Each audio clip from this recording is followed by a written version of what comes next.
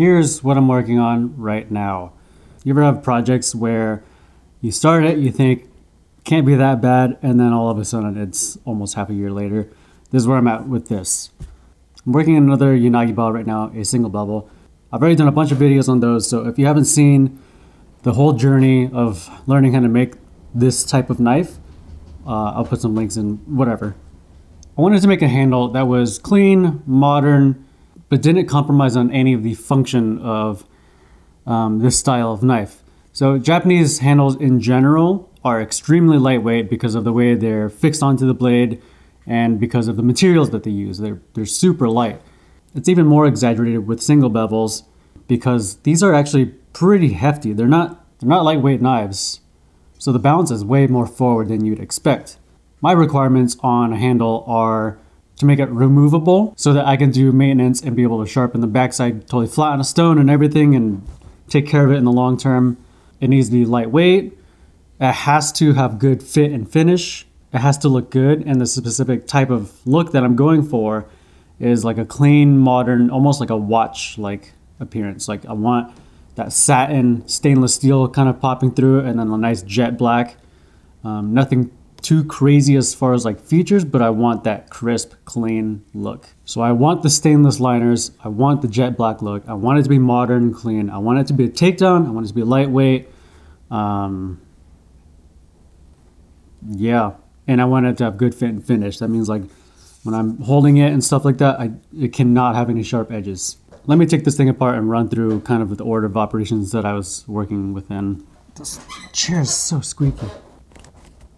This thing is kind of a nightmare to take apart and put back together. There are hidden pins in there, and they're pretty tight. All the holes are reamed, but the setup that I'm using to drill these, it's just the normal drill press with a kind of a shitty vise, and nothing is totally square. We're trying our best, but we work with what we have. Trying not to mar this too much, but just a little bit of leverage helps.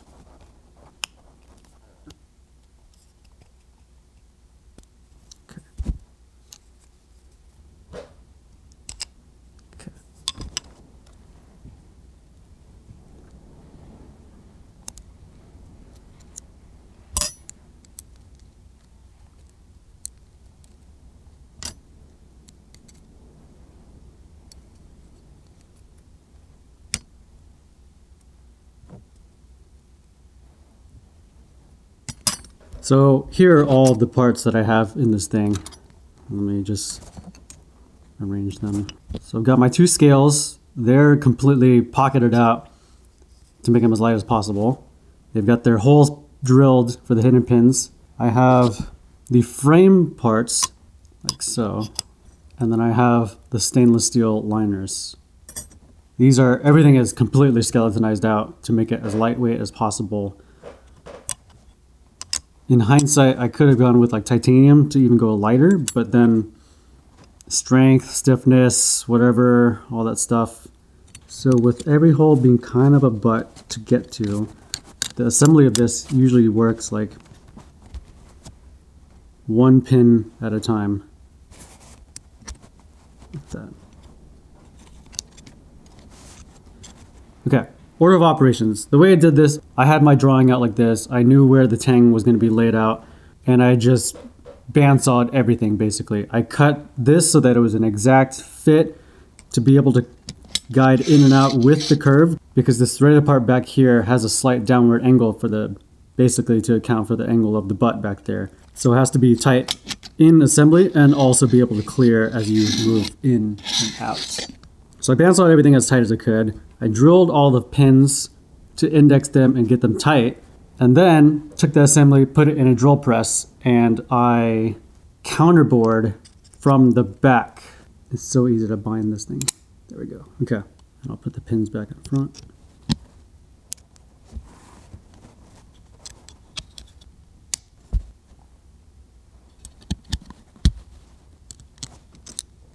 I took this whole assembly before I shaped everything. It was just flat scales. stuck it in a drill press, and basically drilled through the slot that I bandsawed in here, counterbored that. The problem that I was running into was, because this is not a, it's not a perpendicular angle with the hole, the drill bit was walking a little bit. And also I'm trying to pilot a round hole into a rectangular slot.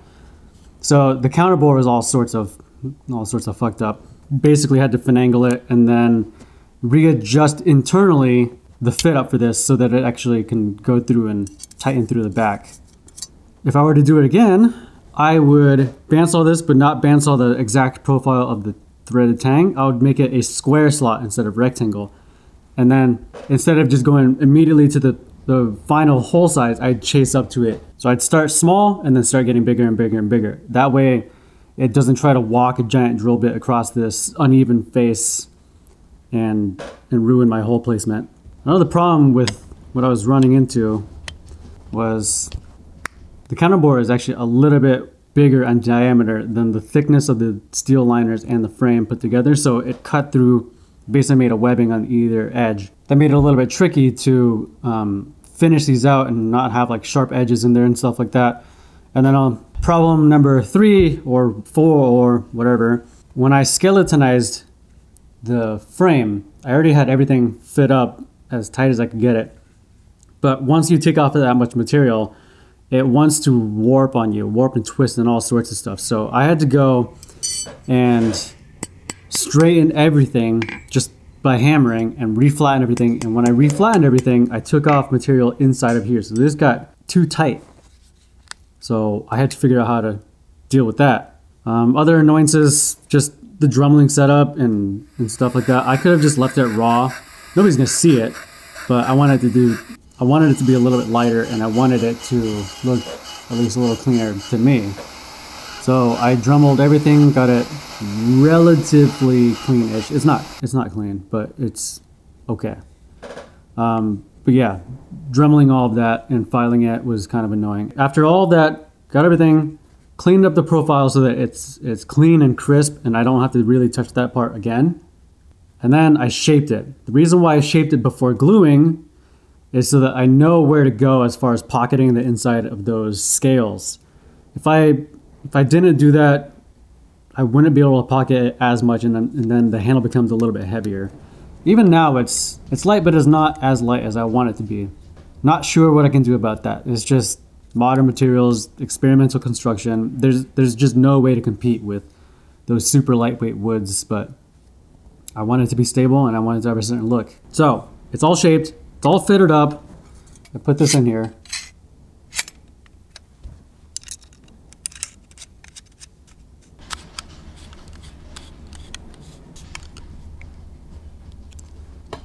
It's pretty tight. Basically, I just wanted to run through the process of this handle and the learning experience and how sometimes things that seem a little bit easy are not actually easy. Why was this so difficult compared to like just a normal composite handle? It's the steel liners. The hardness difference between the steel and the composite material is the real asshole of all of this. If this was just all composite or wood and composite, whatever, I just bandsaw everything, I drill everything, I glue it together, then I shape it. No big deal at all. I don't have to worry about it. But with the steel, I'm separating every single bit of the order of operations because things shift over time. The rate of expansion of the steel and the rate of expansion of the micarta, depending on temperature and humidity, whatever, over time, the steel is gonna have a proud edge and it gets really sharp. So I have to shape everything before gluing, then I go disassemble it and chamfer every single edge in here, then glue it. That way, when things shift, I have a nice eased fit up with a little bit of a radius or a chamfer on there, and it feels nice. It's a feature instead of a flaw. Next, glue it up, finish it. This is what I'm working on right now. The back of this handle has a counterbore. The counterbore size is actually bigger than the width of these inner frame layers together. And then of course, since I've skeletonized and thinned out the frame layers and all that because of warp and all that, now the counterbore is squeezing the hardware. And I can't just take this and put it in the drill press and just ram it again, because the webbing, there's no web anymore. So like it would just like catch it and tear it and rip it to shreds.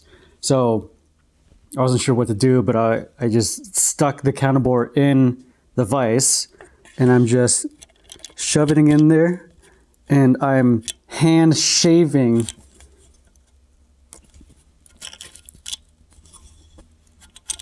the counterbore. And I had to hand ream inside of the hole also and stuff like that. So just little annoying things. And I actually think this is working. I did not think it would work. And if this didn't work, I don't know what I would do. So let's see if the hardware fits now. It's pretty tight, but it's a lot better than before. So it gets in there, but then it starts binding at the bottom down there. So if we stuck this in there and shoved it in, it would just be a pain in the ass to get out. But you can see the inner counterbore here is actually bigger, so it cut through the webbing right here. Like I had to grind that down, and I'm gonna have to finish that out. That makes it terrifying to just chuck this up into a drill press and then try to just ramrod it back in there. I think it would catch and destroy it. The past, like, I don't know, 3 days, I've just been dicking around with the little tiny fit up issues between the steel liners and all that. Things I didn't anticipate, things that I thought would not even be an issue at all. So hopefully this ends up working, and then I think it's time for assembly and final glue up. But yeah, so next I'm just going to go in and chamfer all these inside edges. So a lot of this I just hold stuff by hand, and I just hold the sandpaper in my hand and just go at it like that. Doesn't need a huge chamfer because everything is super tight and close. Everything's already sanded to 1200 grit. So I'm just going in and just getting rid of like any sharp edges up in there.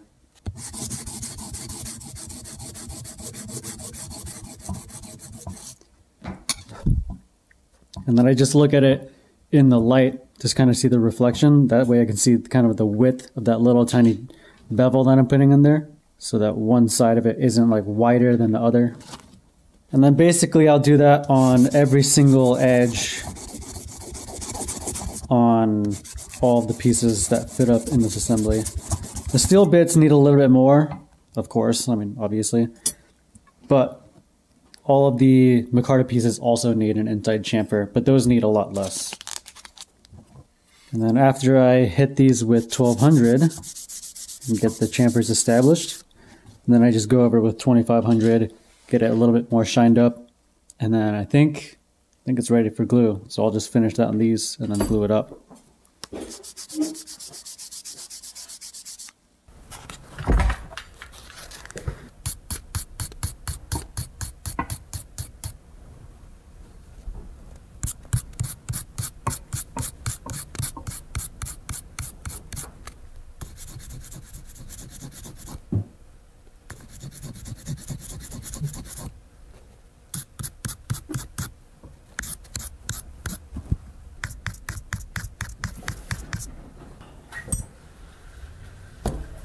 So I decided that I actually am going to clock the nut. I really didn't want to before, but now that I thought about it, and a lot of people have talked about it, I should put in the work to clock it.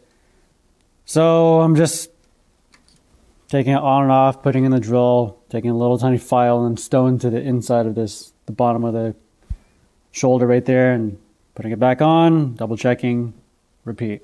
The handle's glued up. Blade is almost done, so we're almost there. If I tighten this right now,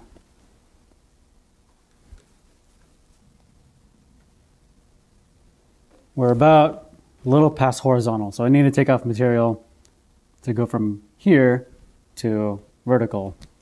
Taking a little bit off of the shoulder and then just checking and rechecking over and over. I'll go to the drill.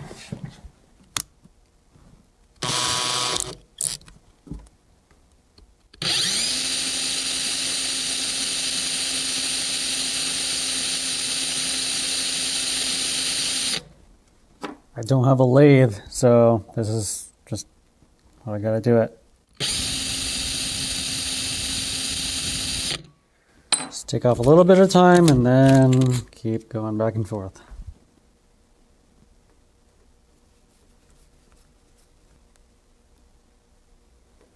And we've moved like 2 degrees. That actually moves a lot like faster than I thought it would. Oh, you think it would be even slower? Yeah.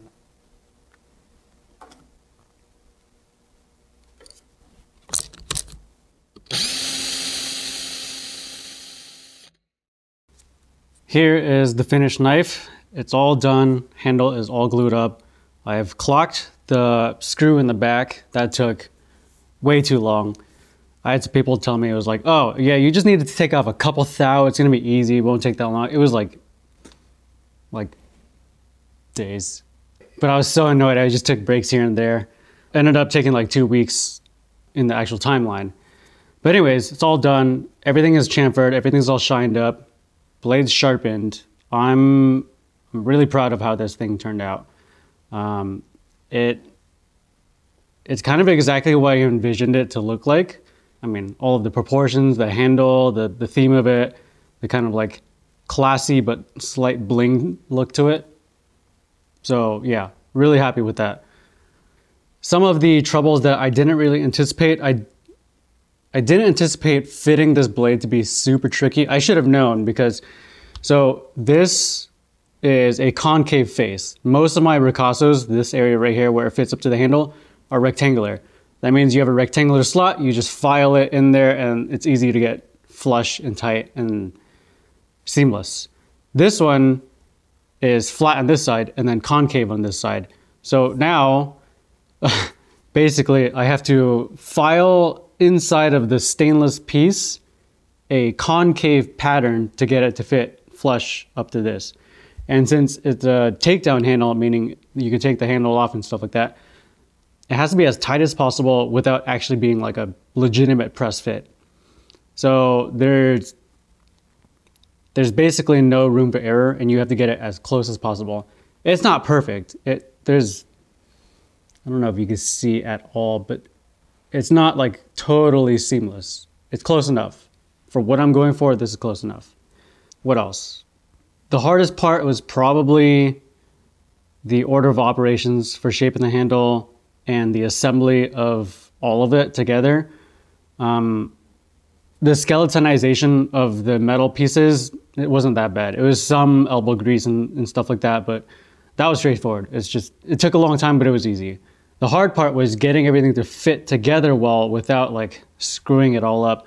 At pretty much every single stage of the process, I was like, this is gonna be a failure. Like, I'm gonna hit critical failure and then all of this work is gonna go down the drain because it's like if I got the counterbore wrong, or if I ground too thin in certain areas, or like if the fitment just didn't end up working out, like that would have been it. I feel like I was so close to that point multiple times.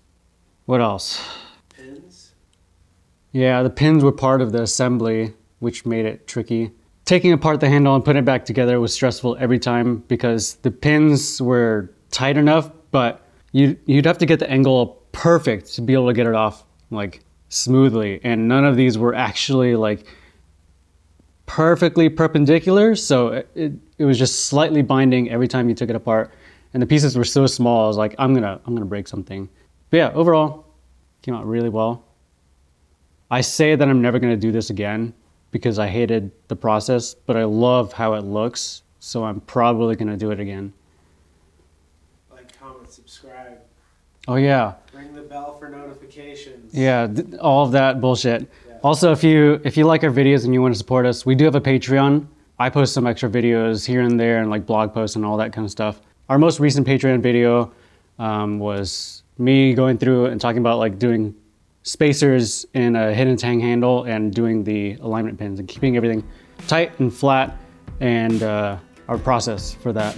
If you like our videos and you want to support us, there's the Patreon. And that's that. Hopefully you enjoyed it.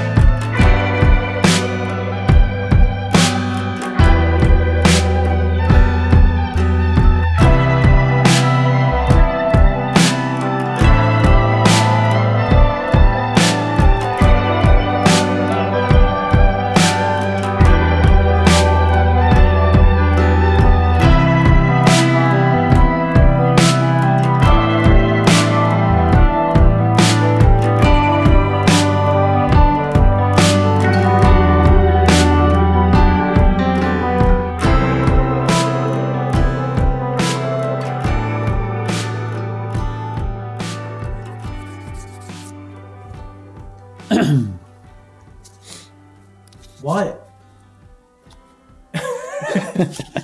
Just testing the mic.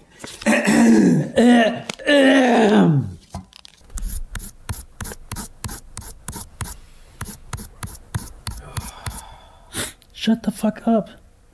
Ah! This job sucks. Don's ugly. Like one trying to. What the fuck is his hair? Get the.